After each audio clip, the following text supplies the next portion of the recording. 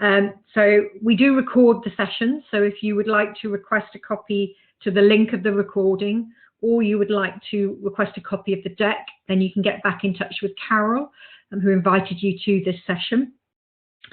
And you can also submit any questions that way as well, and I will answer those for you after the session. Okay, so we'll move straight on to today's topic and introduction. So I've introduced myself, and I'm also supported on this call by Carol Merriman from our marketing function. So I'm sure many of you have spoken to Carol. You can now see her photograph there, which I had to put up there under some duress. Right, so let's start off with an introduction to Curo for those of you who don't know who we are. So we are an HR technology company, and our product, Curo for Comp, is a SaaS-based best-of-breed total compensation solution, which is designed to handle complex requirements in reward.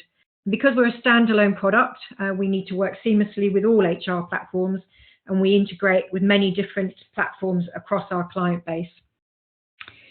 We are sector agnostic and platform agnostic, so we have clients across many sectors, and I'll share a few of those names with you in a moment. And we also have a very strong client community who have helped work with us to evolve the solution, so it very much is a SaaS-based solution. And here are a few of those client names. And if you'd like to find any more about Curo or any of the clients that we work with, then please feel free to get in touch, and we'll happily share any of that information on case studies and things like that. But for time, I'm going to move on to the topic of pay, productivity and performance. And I'm going to focus on the issue of pay and its linked to pay, productivity and performance.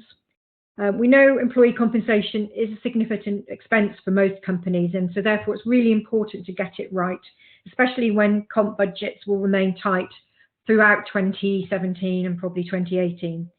And the reality for most employers this year is that pay pots will not increase, recruitment will probably become more challenging, and hanging on to key talent even harder. So let's look at some of those key challenges that we're going to be focusing on. And I'm going to touch on the economic outlook and what it means to us when managing reward, what impact some of the legislative changes might have this year, and how traditional performance practices and performance management and performance relay practices are being challenged and why. But starting with the economic outlook and a few headline figures. So in the UK and the US, the median pay growth in the private sectors remains predicted at about 2 to 3% this year. So in that type of environment, managing pay differentiation for performance with such small pay budgets is very tough. And particularly, as we're seeing on both sides of the Atlantic, higher price inflation, which is putting even more pressure on basic pay expectations. So in the UK, CPI has continued its upward trend and was at 1.6% in December 2016, having started last year at 0.3%, and it's predicted to reach 2.4% by the end of 2017. And in the US, on a year-over-year basis, the consumer price index stood at 2.5% in January, as compared to 2.1% in December. So what that really leads to is real wage growth being squeezed. So employees find it hard to feel any benefit from pay increases if CPI is continuing to move upwards. Another key economic trend is low unemployment. So in the UK, it was reported in our budget last week that unemployment was at an 11-year low, the last ONS reported figure being 4.8%. And similarly, in the US, the ADP employment report was released for February last week, and that confirmed a similar trend, with private sector employment increasing by 298,000 jobs between January and February. So in terms of managing people and managing reward, that translates to pressure on talent acquisition, but it also means that we may see inflationary pressure on hiring costs and retaining your key talent. The issue of low productivity remains an economic challenge. It was referenced by the Chancellor here in the UK budget, and UK labour productivity growth remained subdued in 2016.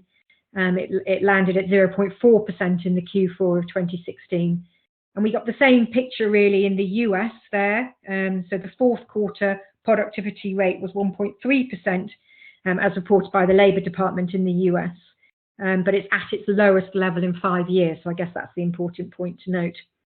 So it's an economy-wide issue, but as employers, we all need to think about how to increase our employee productivity. And I'll briefly mention politics. I mean, we're all aware of it. You know, in UK, we're dealing with the Brexit impact. In the US, you're dealing with changes in political administration. So there's a lot of uncertainty about what the future will hold for us all.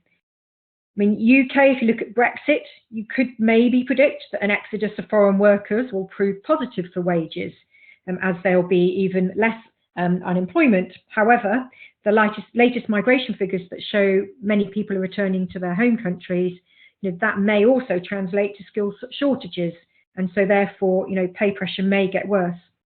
And the same in the US. You know, it's probably still too early to really understand the impact of the new administration there. And we have seen some legislation stalling, which I'll mention shortly. But you know, similar messages coming from that administration around immigration, so they may have a similar impact to the UK Brexit decision. So not only do we have a number of challenges from an economic perspective, but also from a legislative perspective.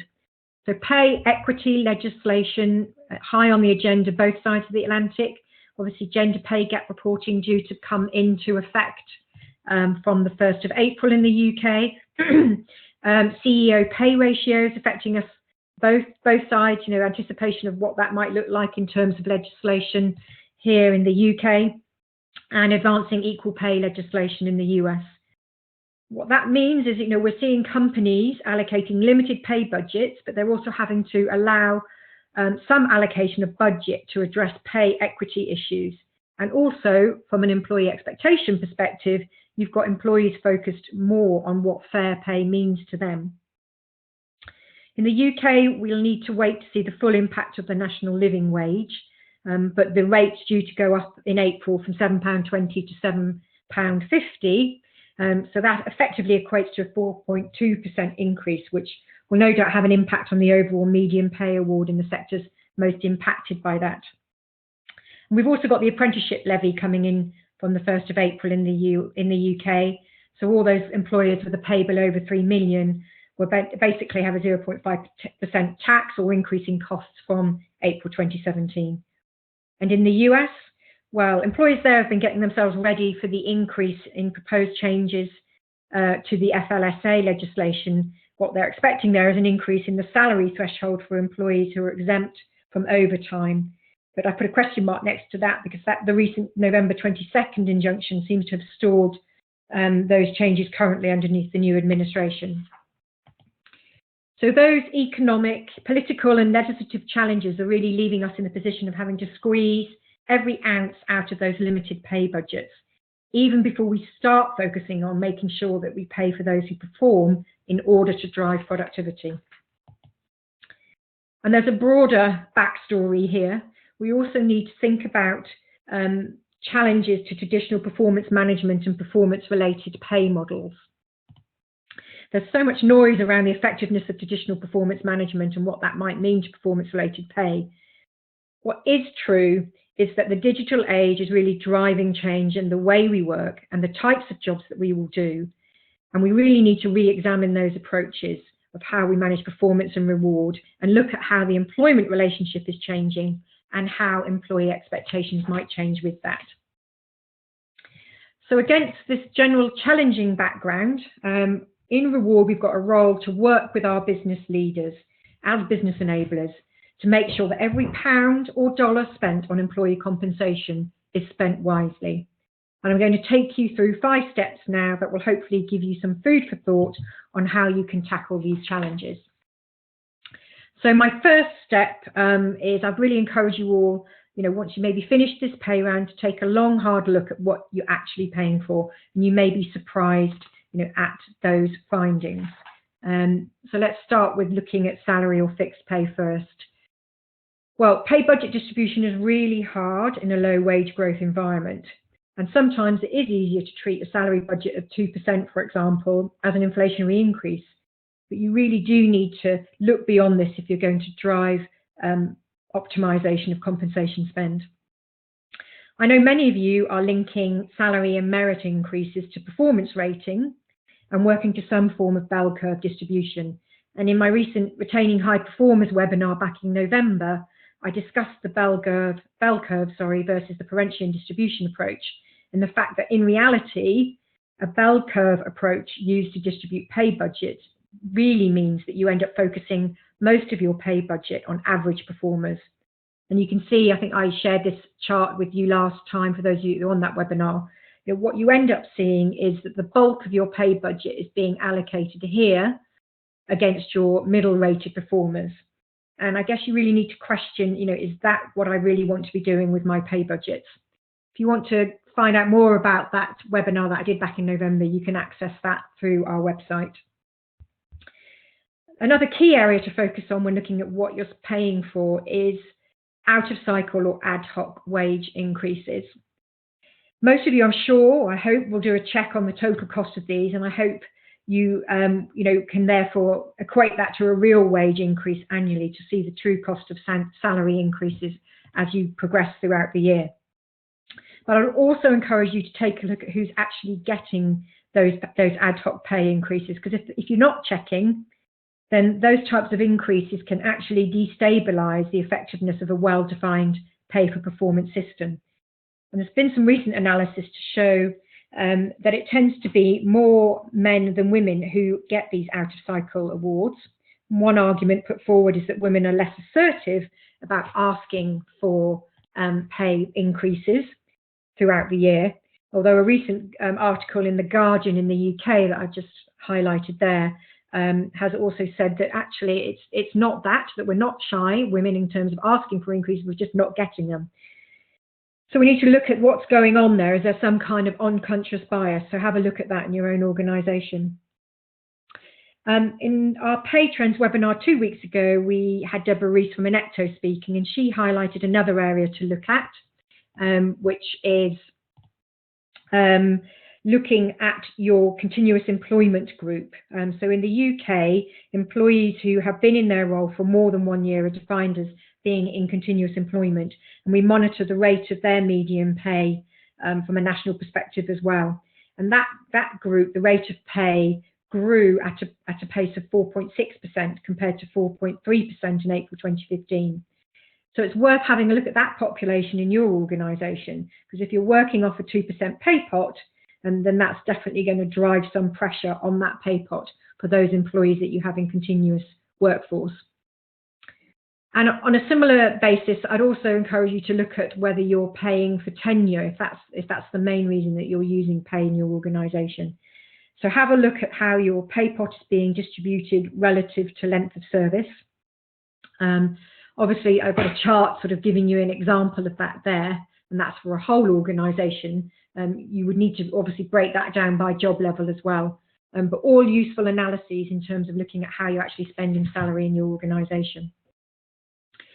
Then if we move on to look at variable pay, well, if you're using a wholly discretionary approach to bonus allocation, this is becoming less common, but you do really need to do the analysis to see where that is actually going. Is it driving performance?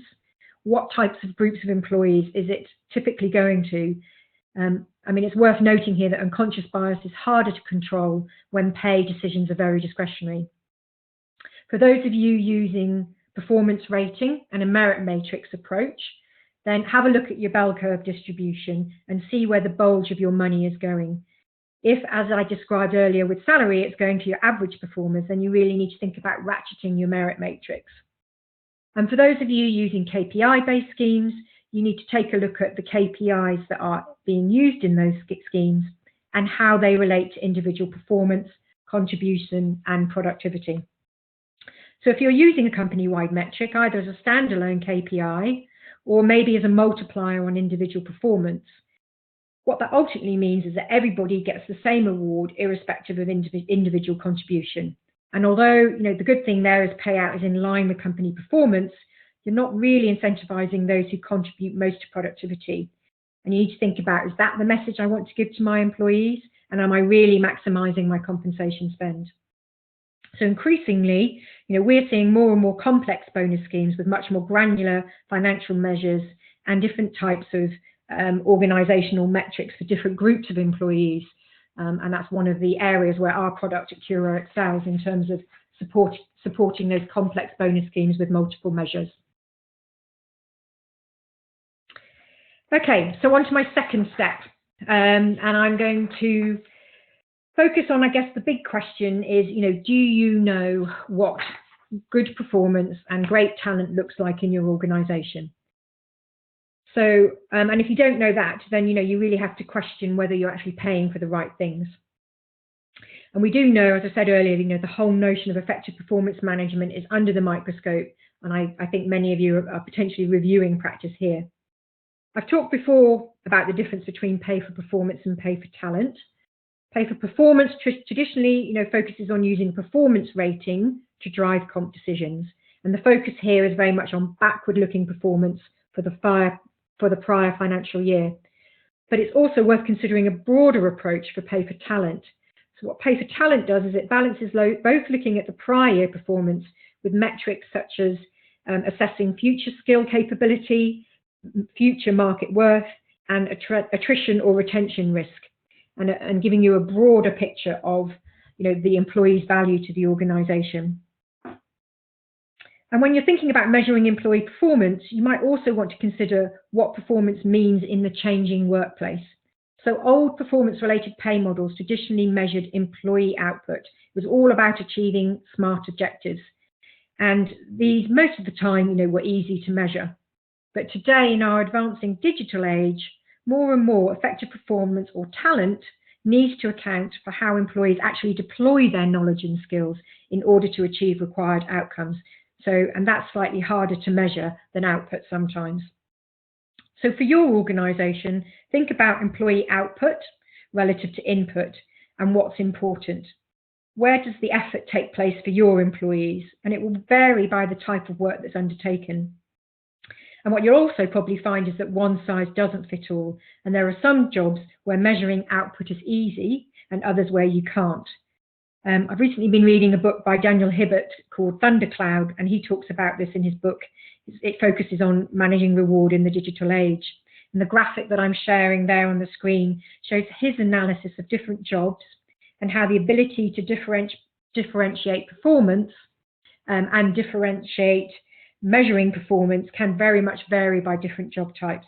And therefore, there's a knock-on effect in terms of what type of pay frameworks will work best in those different scenarios. So I'd recommend that you get the conversation going in your own organisation about what performance and talent mean to you. Okay, so we've looked at performance. Then what should you do then if you're starting to think about changing your pay frameworks?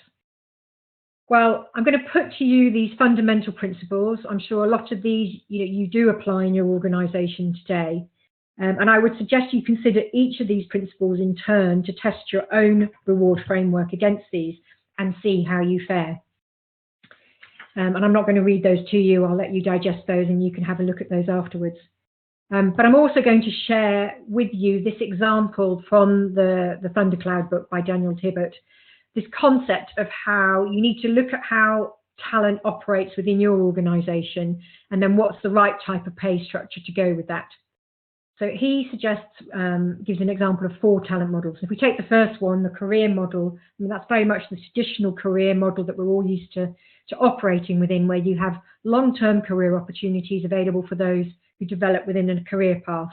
And therefore, traditional pay frameworks that reward expertise and progression through a career path will work there. But we've seen, especially in the tech sector, much more of a market model approach to talent, where skills are changing so rapidly and there's limited long-term career opportunities in organizations. And therefore, you tend to need more a single rate of pay aligned with the external market. And this model takes you through different examples of talent. So have a think about that in your organization and how you might need to adapt your reward strategy, particularly thinking about future demands as well, if you want to future-proof your reward strategy. So on to my 4th step, and I'm just going to throw in quickly a look at what's happening beyond cash and think about intrinsic versus extrinsic reward. I'm not going to go too deep here because I think this is a whole other webinar that we could run here. But there has been a lot of talk recently by commentators such as Dan Pink around whether money is still a motivator or whether it's a dissatisfier. I'm not going to repeat, I'm sure a lot of you have heard about what Dan Pincus had to say. The link there, if you get access to this deck, is to an article that I've wrote in the HR Review last year, and you can have a read more about that if you want to delve a bit deeper. But if we are going to think about how the nature of work and employee expectations are changing and what really motivates employees when we start to tackle employee productivity, I found it very interesting. I went to the HR Director Summit recently in Birmingham and heard Tammy Erickson speak again. And she's a big proponent of the fact that work is becoming a matter of discretionary effort. And that to really engage employees now and in the future, what you have to recognise is that employees actually want to deliver things like extraordinary service. They want to share ideas collaboratively. They want to innovate, and they want to gain skills and experiences. And that's a different set of expectations than just delivering output or achieving objectives. So Tammy refers to this as how meaning has become the new money and how intrinsic rewards can be more motivating than extrinsic rewards. And again, I've included a link there to her article in the Harvard Business Review if you want to find more about that. But I will say that it is still important to get the extrinsic needs right, so the money right. Otherwise, there is this theory of motivation crowding out theory that says that if you don't get that right, it disproportionately crowds out any efforts you make around intrinsic reward. So get the basics right, get the money equation right, and then you can start to think about enhancing that with intrinsic rewards. I think one of the most compelling facts that I heard at the HRD Summit in January was that there's been some recent survey evidence that every £1 spent on non-cash reward has 8 times more impact on employee engagement than that spent on cash rewards. And the other plus factor there is there's often no entitlement associated with one-off awards or one-off intrinsic recognition type awards. So when we're considering pay and productivity, particularly about doing more with less with our limited pay budgets, then it's definitely worth considering intrinsic reward as part of your overall pay proposition. Okay, so my final step was to think about how technology can help you on this journey towards optimizing compensation spend. So one goal of using technology is to remove subjectivity. But I think whatever approach you choose to manage performance and reward, the reality is that pay decisions will never be wholly 100% objective. I mean, ultimately, what is it about? It's a decision about people in organizations, and they are quite often based on subjective judgments. For example, if you're thinking about hiring or promoting someone, then it's based on your judgments about that individual's potential for the future rather than hard facts. But there are definitely some clear benefits from using technology to support your reward programs. Firstly, automation. This can make your processes simpler and more efficient and give all of those people participating in the process more time to focus on outcomes and communicate these. So really to have the time to think about how pay budgets are being spent and whether they're being spent correctly and in line with those reward principles that I highlighted earlier. But you can definitely make subjective decisions more balanced by providing quality information to your decision makers on employee contribution and outputs in a meaningful way. So you really need to think about unlocking the potential of your comp data in order to drive business outcomes and so that you can fulfill a role of evidence-based business enablers. And the new BI tools that are becoming available in the market and that we're integrating into our project here at Curo will help you to calibrate all those information points, and they'll be much easier to manage rather than through growing spreadsheets and trying to present information to managers that way. And the other benefit technology will be able to help you with is tracking those compensation costs as they happen throughout the year, which is often sometimes hard to do through paper-based or spreadsheet-based approaches. Okay, so let's just revisit the 5 suggested steps that I suggest you go through if you want to start your journey at looking at optimizing compensation spend in your organization. So have a good think about what you're currently paying for, have a look at that, particularly if you've just finished your review. Work with other HR colleagues and business leaders in your organization to understand what high performance and talent actually mean to your organization, and make sure that that flows through to your reward programs. Have a think about the balance of intrinsic versus extrinsic reward. And then also I'd encourage you to utilize technology to improve the overall experience and the decision-making process. And on that point, I will end and open the floor to any questions. So if you have any questions, you can submit your question through the chat box, which you should see at the top of your Join Me panel. So if you just type that in there, I'll have a look at those questions and address any of those now.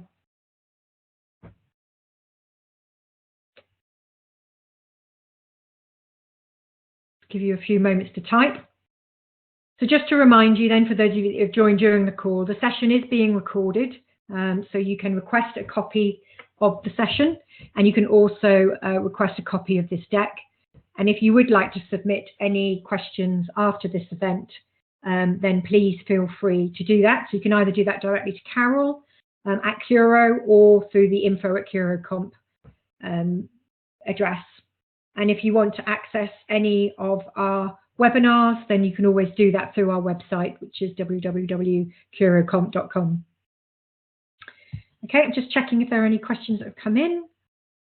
No, no questions. Okay, great. Well, I hope you've all enjoyed today's topic, and we look forward to hearing from you at our next webinar, and we'll be announcing those dates and subject matter soon. Okay, thanks very much, everybody. Bye-bye.